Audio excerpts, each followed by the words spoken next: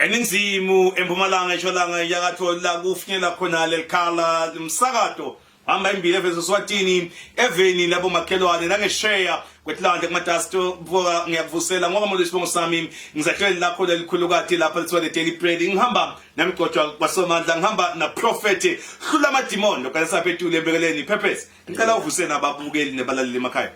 Yabonga bhuti omkhulu ngiyabonga Moloyi egameni lenkosi kuyimvoto lenkulu ukuhlalisana nebabukeli ekhaya egameni lika Jesu Kristu ngithi nje mbukele ekhaya ngiyabonga kakhulu ukungibula idatha lakho egameni lenkosi ukuthi usilalele la sina my brother egameni lenkosi ngumprofeti wakho lo ngumprofeti ngifila amadimoni egameni lenkosi founder welibandla spiritual life edit prophetic church elapha embekelweni my brother. Asivele nje sinqikhathi ngibalidatha lincane sivese ingene kuso sikhosa namhla prophet curious kakhulu especially because ngilemnye imibuto leqhamuka mhlambe kubazalwane kubalaleli siye sinive nanikhiphe amadimoni lapha nithi fire of the Holy Ghost fire uqhamuka lo fire noma mhlambe indlela lenakhendla ngayo ngeke sathi phela prophet ngiyacela ukuthi bebenze sosichazele ukuthi lo fire usho ukuthini ngoba siyahova amadoda aze asho sibone umvagicika abaphasi. Moloyi ngiyabonga bhuti omkhulu kakhulu ukuthi lo mbuto lana siku address lamuhla because it's been a long time ngabukele emakhaya labanye babhala kuma comments ethu labanye bas inboxa bawuthi ngalo mlilo lesubita lo mlilo la usobuya umlilo wa yes so namhlanje asi address Moloyi egameni la Jesu Kristu sisinje babukele emakhaya ningesabi lento ingiyo lento genuine lento iyaphila kuke nasilenze khona Moloyi but we've got only one source of this fire which is God himself egameni lenkosi ngoba iBhayibheli lithi our God is a consuming fire isinkulunkulu wethu ungumlilo loqothulako egameni lenkosi so ke Moloyi masibita lo mlilo sisuwe Moloyi singabiti emadimoni egameni lenkosi kepha sisuke sibita ikahle sisuke sibita uNkulunkulu qobo lwakhe kusa intervene egameni lenkosi ashise emandla ebumnyama so masithi sine fire suke kahle si engage the Holy Spirit. This is now the fire of the Holy Spirit. Umlilo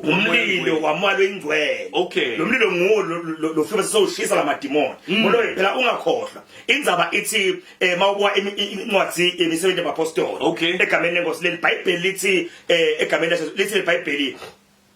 uthi Jesu bafunzi bakhe hlalani la eJerusalema nize nimukeliswe emandla amalo ingcwele. iBhayibheli Moloyi lithi uma ke sefikile moya longcwele lithi kwevakala kuhusha kwemsindo lomkhulu kakhulu ngathi ngumoya lo mangalisa iBhayibheli Moloyi lithi ke manje kwase kubonakala umlilo lwengehle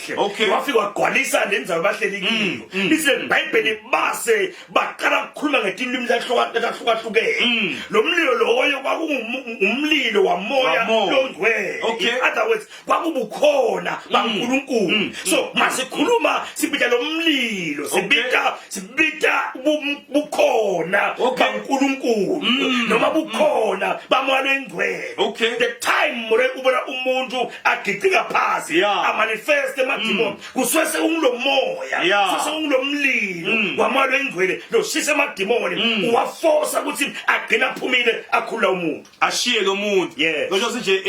ngitayidlala ivideo la where this la kuma prophet is being displayed no ba demonstrated ukuze abantu batubona sikhuluma ngani so labaningi ngiyathi prophet ukuthi emabandla kunamabandla lamaningi prophets lokwenza ukuthi akakholelwa kuloko noma akayendi le deliverance whereby when we call the fire kushe amadimoni kumanifest le tibonakala ungathini mhlambe kunamuntu nangu losakholelwa kusodlala ngemadimoni uyesontweni alina deliverance lelibandla la ngoba lomya uzukhola ukuthi hayi live la uNkulunkulu kuphela ngiyolitama live nje litam deliver kube kuphela most people labanye bakholelwa kulo Moloyi indzaba lokhuluma ngayo imcoka kakhulu ngoba lendzaba Moloyi ukuthi i-deliverance is very important. Okay. Ngaloko ukuthi umuntu ngeke aphile umuntu ukuthi uphila Moloyi egameni letimbili. Yeah. Umuntu uphile enyameni, umuntu aphile kamoya. Okay. Egameni lenkosi. So umuntu Moloyi ukuze aphile completely ufuna uqale umlaphe ngephakathi. Okay. Bese yena so umlapha nasenyameni. Because siphila emhlabeni khona lenyama iyahlaseleka egameni lenkosi. So sina ukuthi umuntu akhuleke. So ke manje ngithe Moloyi lendzaba ye deliverance ngisebhuti omkhulu bantu bayayidinga kakhulu le deliverance egameni lenkosi. Mangabe nje usebandlela khona le deliverance khona ayendiwa khona. Kufuna usukumele impilo yakho ngoba awutatlo ukuthi lokugula ukuphethe kugula lokubuyapi. Ngoba solukugula awutatlo mhla ugula ngelitolo, mhla ugula ngelkhalo, mhla ugula ngesisu ubathi angiphumeleli kwende njani. Okay. Uthi engage because when I'm talking about Moloyi this fire ngikhuluma Moloyi about this thing nekuthiwa manje it is the power of the anointing egameni lenkosi lebekwe kulomprofeti so la mandla Moloyi ngcwele aphakathi kwalomprofeti manje lo moya kaNkulunkulu usebenza through the prophet egameni lenkosi manje ngidonza ukuthi manje uthina ukuthi empilweni uyamdinga umprofeti who will enforce your breakthrough. Lesimo sikhona but lo prophet loqothile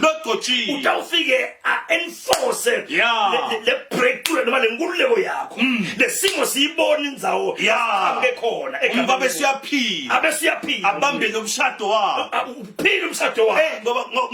ngoba prophet bantu baze baphuphuthe baze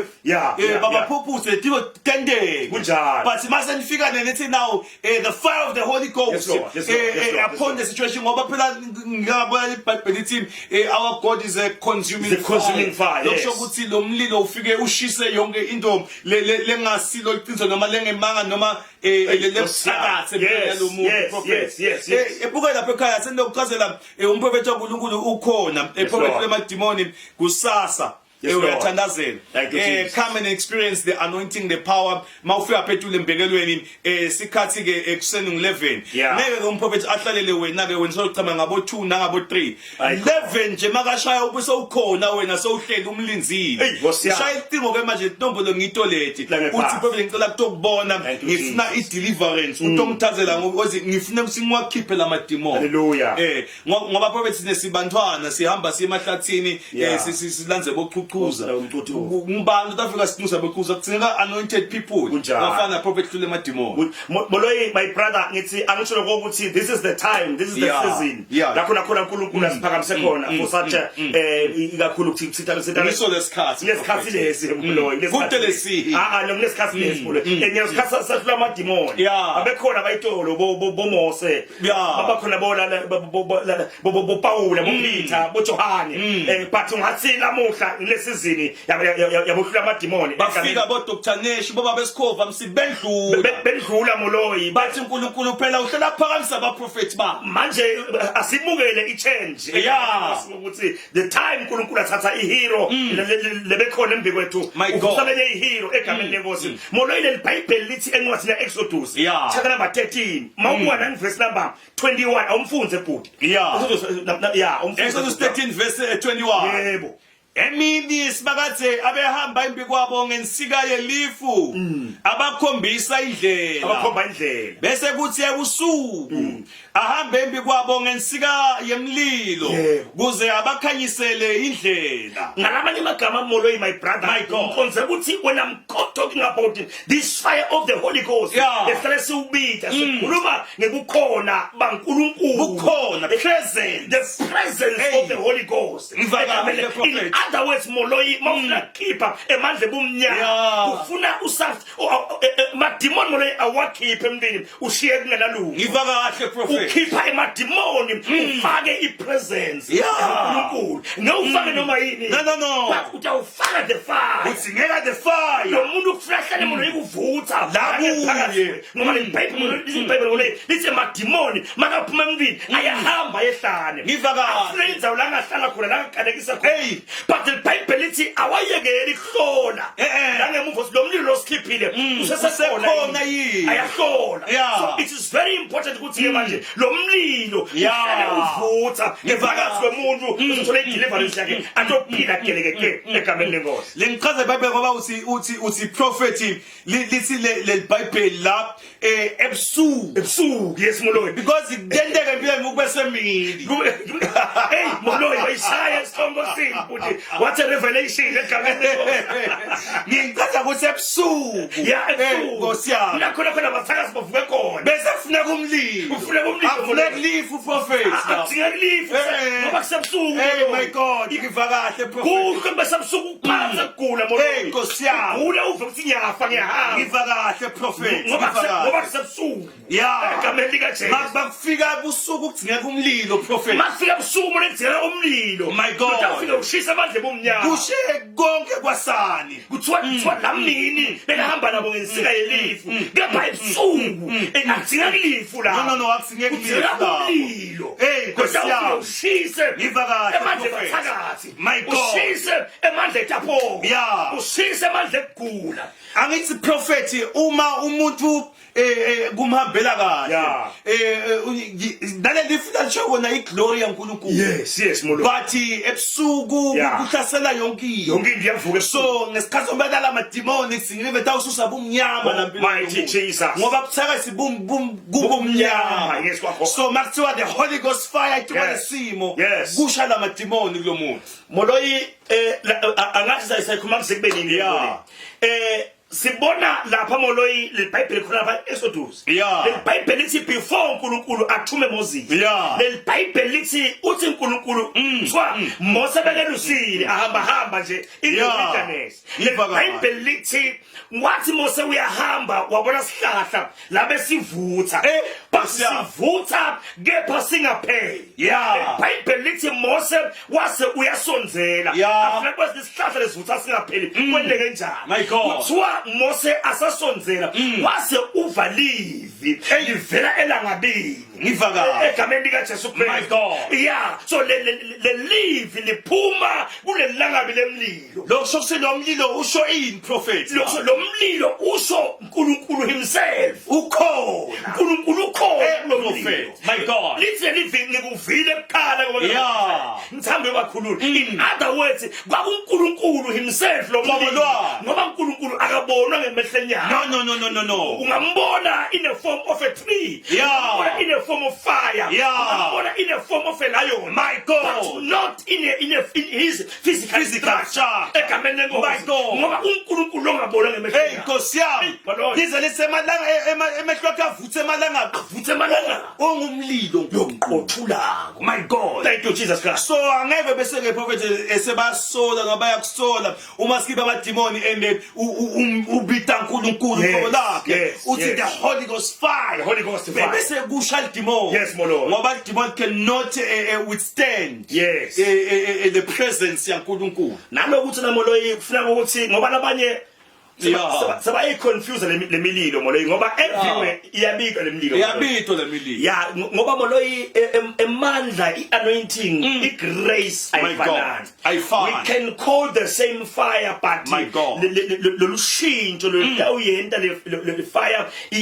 determine ukuthi are you connected to the source or else how anointed you are uqhubeka njani uNkulunkulu with that power because sonke siya moloyi labanengi sebanenkinga manje ngoba nalabathule babetha lo mlilo loyo bayawubitha lo mlilo and ba confused ukuthi gani kwentekani moloyi le Bible lithi uthi kuthiwa lapha bo Mose bathi uNkulunkulu sitawuthini kuFaro manje utasikholwa ngani usisuka kuwe uthi uNkulunkulu uphethene esandleni sakho uthi lapha ngiphethe indvuku uthi ke uNkulunkulu awujike phasi iBhayibheli lithi bayijika phasi lendvuku yaguquka yaba inyoka wabaleka Mose ogerwesana uthi uNkulunkulu hamba uyele kuFaro utawufika makakuthi athi usuka uNkulunkulu mbamba ungamphenduli indvu yeah ujike nje indvu so le Bible lithi wathi makefika Mose lendzaba lithi wayijika phasi le ndvu yaphenduka yaba inyoka yeah le Bible lithi manje na Faro abane kwatanusana kwakhe yeah abane kwathi ngomana kwakhe ivaka nekwathi inyanga kwakhe yes le Bible lithi molweni base nabo bayathakhela ngoba ukuthi inyokana kwakhe yeah but wathi inyokana molweni yeah le Bible lithi manje but leya Mose yase yaphenduka idla lokuthi inyokana gunya tonga so in other words moloyi bakhona nalaba kumakhonza ngenhloko labatona kwemidlwana kwabo lokuncane umlilo wemaphepha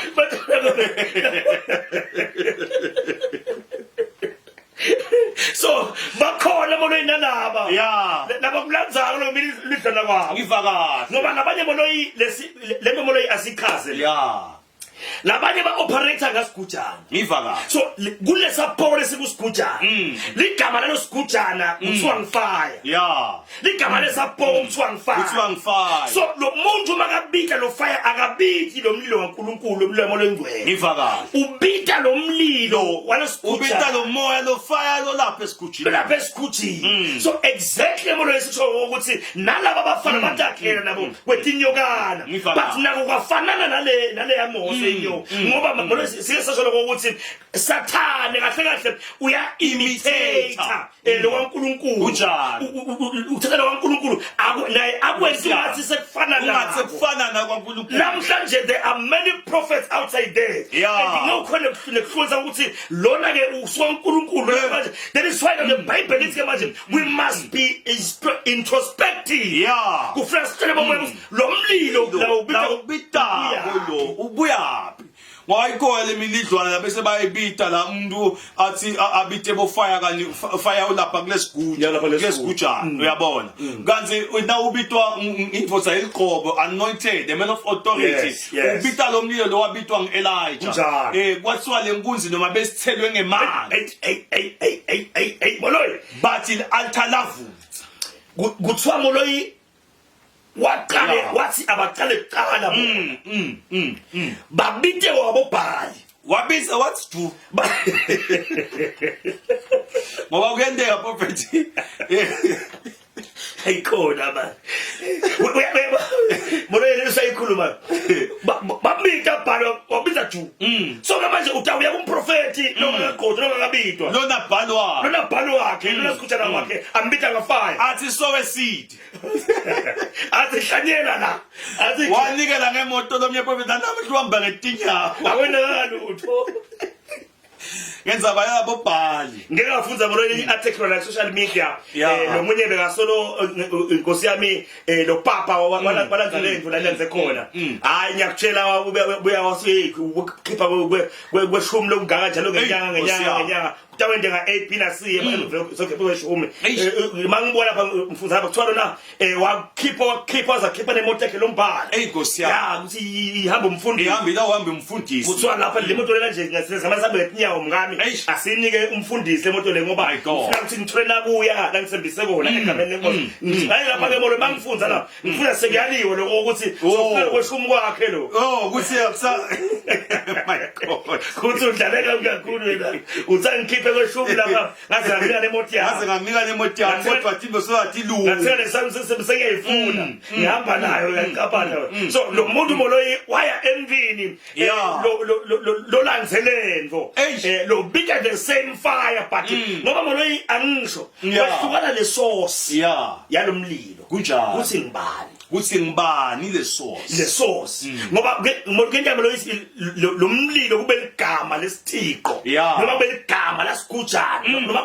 kube ligama lesethwalo wena utaka ukuthi lo mlilo ukhamba ngokuthi lo mlilo wamalengcwele ngoba sithi nani babo nani makhaya ningabohamba nisemba yonke le section bantu baba bathemba yonke into prophet athi prophet angibakhulumela ukuthi maze ukhungatheke kakhulu so uhlupheke kakhulu so uhambe kakhulu uhamba nje utifaka nje ngathi wase kuneMnigeria ugijima khona awusabuki lokuthi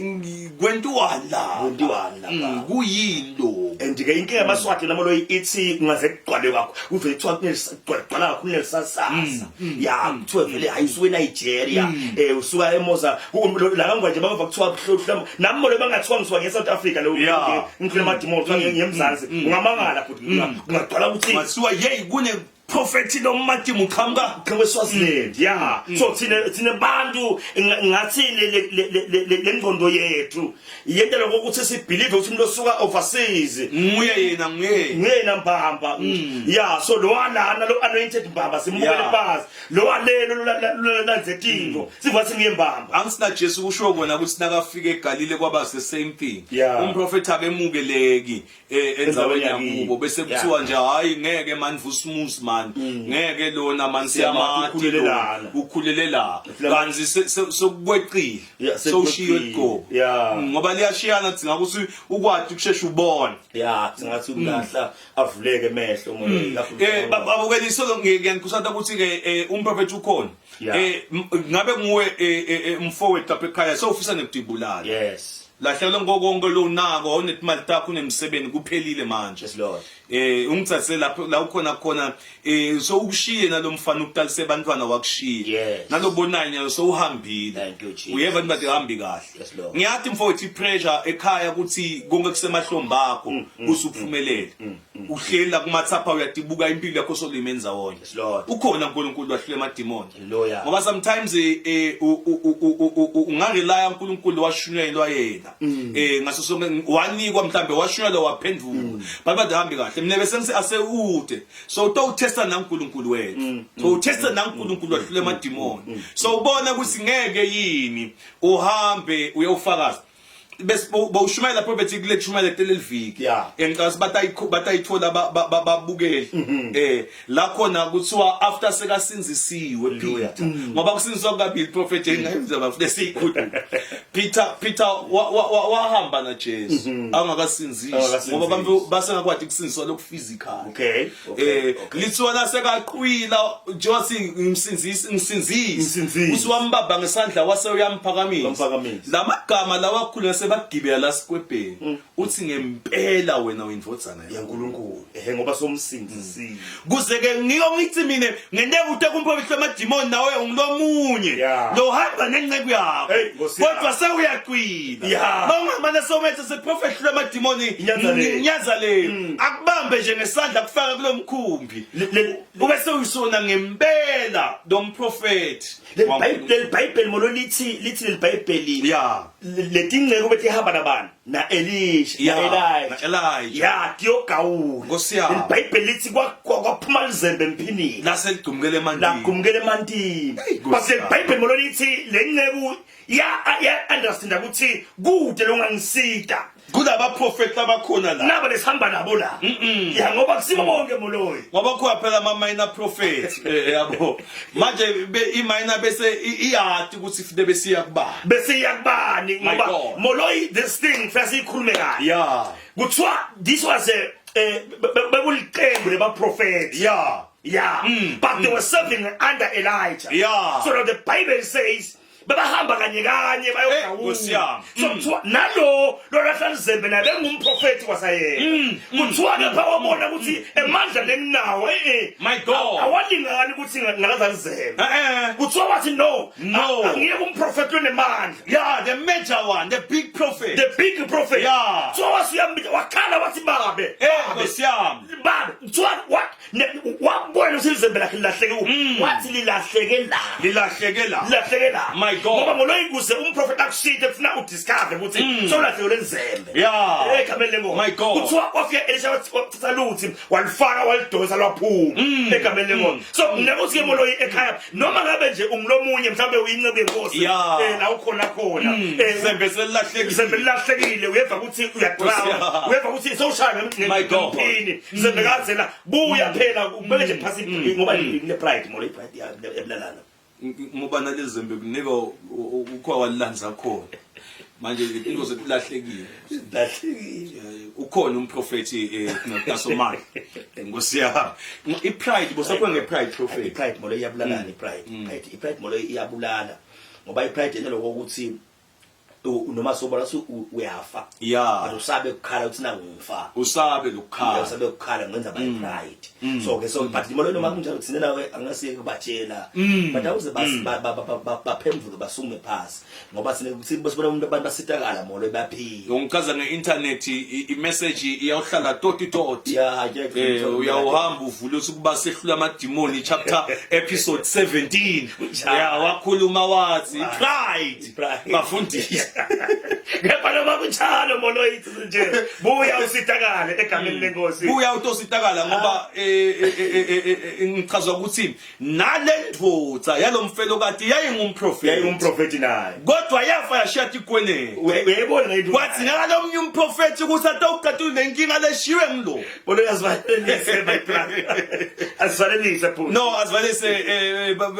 ngiyacela ukuthi ke kusasa umprofeti ukhona nice thatha isick leave cela emsebenzini ngicela ngiyagula kulo umshado wami la kulo umsebenzi wami la kugula career yami ute kumprofeti utothi prophet ngicela ungiside uphathe komnikelo wakho longanga 1050 emalangeni ngiye le nkinga lelo nayo ayisinganga 50 rand ayisiko futhi ngayiphatha nje ngoba phela nengomo ngayiphatha ute kumprofeti prophet ngicela uthi utongisida la nangabe futhi abavume emsebenzini ngemgcibelo uya offer kodwa kumprofeti bakho bathi ngiyasebenza ngeliviki nangemgcibo ngesebenzi ngicela ushayele inombolo ekubonako la usiprofet ngicela ukubona ngelisonto after church ukhona kumprofeti Tanzela ema prophetic tools akhona le video ke loyibonako nje lesengifakile njengamanje la umprofeti uthandazela lama prophetic tools ngeke umprofeti akunikete into lengakabekwa sandla ekukhulekela njengoba ubona le video lapha uyawabamba uyawakhulekela njengoba babona nje bashaya iline so bathi prophet ngizongikhulekele nangemanda ngizongikhulekele le anointing oil shahamba kuyisebenzisa uyakhona ke ukuchazela nesimo ngesonto ke ayatholakala ngecela ufike